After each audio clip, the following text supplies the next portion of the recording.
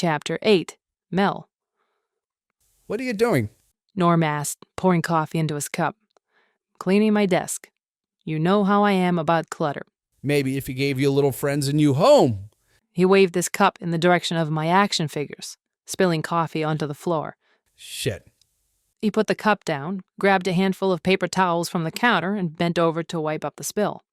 That's when the new intern walked in. Norm's butt in the air and me holding a Game of Thrones Jon Snow action figure. She stood there for a moment, taking in the scene. This was the first time I'd seen her, and Norm's description was largely accurate. My eyes went to her legs before I could stop myself, but they were covered. She wore loose Indian-style pants and a t-shirt that said, "Just say no to GMO." Hi, you must be Mel.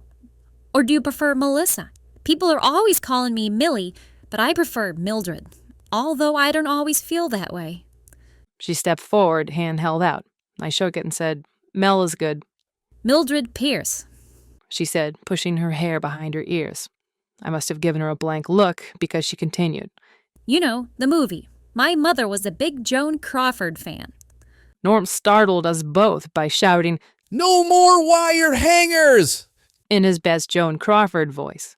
He grinned and pointed at the white paper box in Mildred's hands. You brought us donuts? He asked hopefully. Oh, yes. No, not donuts. She opened the box.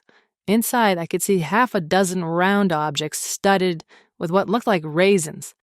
They're whole-grain carrot muffins. They used applesauce instead of sugar and dried cranberries instead of raisins. I would have gotten the ones with walnuts, but I didn't know if either of you had allergies. Thanks, I said, standing up. I felt compelled to take one and raise my eyebrows at Norm, who stared silently at the muffins as if they were a live ordnance. The muffin had heft, and I resisted the sudden urge to see if it would put a dent in the wall. Norm hesitantly removed one for himself. I knew he would drop it in the trash, untasted. I think I'll warm it up, I said, heading for the break room. You can have that desk, Norm said, pointing to the corner. That's not the fastest computer, but it works. Warmed up, the muffin was barely edible. When I returned from the workroom, Norm was showing something on the computer to Mildred.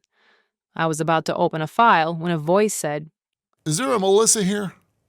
I stood up and faced the intruder, a 30-something guy with brown hair and blue eyes. I said, "I'm Melissa. Could I help you with something?" "My name is Ken. I'm here to get some more info on the UFO report." "Oh yeah, that's right," I said. I spun my chair around and motioned him towards my computer. I completely forgot he had emailed me 2 days ago. I pulled another chair over and motioned for him to sit. He sat down and scooched his chair closer to mine. I resisted the urge to move back. I have a thing about people encroaching on my personal space. Ken was holding a manila folder. I cleared a space on my desk next to him. "Do you want some coffee?" I asked. "Or a muffin?" Ken carefully placed his finger on Jon Snow's head. "What do you think of Jon Snow going out with Ygritte in real life?" I smiled and said, I was kind of hoping he'd hook up with Daenerys. Of course, they still might. On the show, that is. He continued to study the little action figure. "Aren't they related?" "The characters? Yeah, she's his aunt." I shrugged. Of course, there's a lot of speculation about what might or might not happen. Ken smiled and settled into his chair. "You follow that stuff online?" Mostly through Facebook groups. "Like what?" Everything Game of Thrones is a good one. And there's Alt-Shift-X on YouTube. He has some great theories. "Have you read the books?" Yeah, the story's good, of course. But I was always kind of put off by the ye oldies stuff. Ken nodded in agreement and continued. "Okay, I got a joke for you. Why doesn't George R.R. Martin use Twitter?" Why? "He already killed 140 characters." I smiled. I've heard that one before. I said, "So what are we supposed to be talking about?" "The Truro UFO report." Well, I looked back through my notes, and there's really not much else I can tell you. Like I said, I put everything in the report. The officer spotted the UFO over Payment Hollow, followed it for a while, then lost it. "Where did he lose track of it?" At the end of Long Neck Road, going out over the ocean towards Hanging Valley. Ken thought for a second, then said, "There's a parking lot out there, and a path that goes down to the beach." "Yeah, I used to go to that beach," I said. "I almost broke my neck going down that cliff." He laughed. "That was our high school drinking spot. The cops wouldn't chase us down there. We would just wave at them from the beach." Speaking of drinking, I said, the Wellfleet Beachcomber is just south of there. I've been there a million times. Remember Smitty the bartender? The image of Smithy flashed in my mind. He makes me many a sea breeze, my drink of choice at the time. I said, what do you always say? If you're drinking to forget... Ken continued. Please pay in advance. We both laughed. Did you ever see the Incredible Casuals there? More than once. Best way to spend a Sunday afternoon if you're sick on the beach. And wanted to start your drinking early.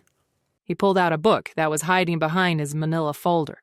I noticed this sighting was in the same area as the Bud Hopkins sighting. Yeah, I've heard of him. Did you know he was also an expressionistic painter? He had a Truro studio and he used to go swimming at Boston Beach.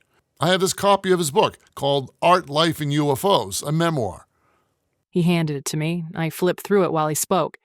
He experienced a UFO sighting back in August of 1964. He was driving through Truro on Route 6 when he saw a lens-shaped object in the sky.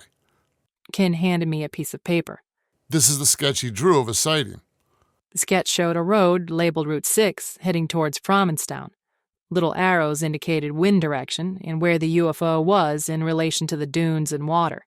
He watched it for a while as it moved in front of and behind some cloud until it eventually moved out over the ocean. Bud's UFO looks like it's in the distance, I said. This one was, apparently, right over Truro. The officers I spoke with said it was huge and V-shaped. It affected him so much that he started researching other UFO sightings. New York Times called him the father of the alien abduction movement. Did he ever say he was abducted? No. He just studied people who claim they were. Sounds like he was the Fox Mulder of the 60s. So you're into the X-Files too? You do realize there was an episode of the X-Files set on Cape Cod. Was it the spontaneous combustion guy episode? That's the one. Though, of course, it was filmed in Vancouver. Right. Vancouver, Cape Cod, who the hell's gonna know? I laughed. Mildred appeared beside us and said, Excuse me, Melissa? I correct her, Mel. Sorry, Mel. Sorry to interrupt.